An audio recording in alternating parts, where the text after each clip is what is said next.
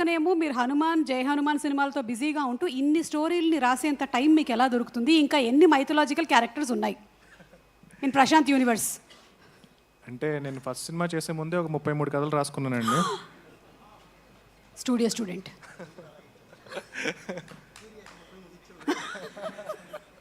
33 కథల్లో ఇప్పటికీ మనం చూసిన ఓన్లీ 2-3 అండి. మీకు మీ అబ్బాయి కూడా ఒక కథ చెప్పాను, మీరు ఇంకా చేయాలి, అది కూడా ఉంది బ్యాలెన్స్. 33లో అదొకటి ఉంది. 33లో అదొకటి ఉంది. ఎస్. సో ఇన్ని కథలు మీరు ఆల్రెడీ రాసి పెట్టేసుకున్న తర్వాతే యూ స్టార్టెడ్ వర్కింగ్ ఆన్ ఆ. కరెక్ట్. అండ్ ఆ నుంచి నేను చేసిన ఫిల్మ్స్లో ఆ 33 కథలు లేవండి, ఎన్ని కొత్త కథలు మళ్ళీను.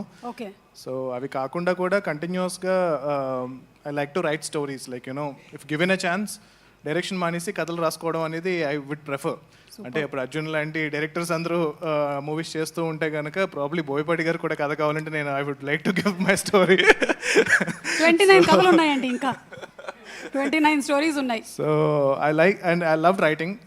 సో ప్రతిసారి బ్రేక్ తీసుకోవాలి, ఈ వర్క్ నుంచి బ్రేక్ తీసుకోవాలని చెప్పి వెకేషన్కి వెళ్ళినా సరే ఒక ఫస్ట్ డే వరకు నార్మల్గా ఉంటాను.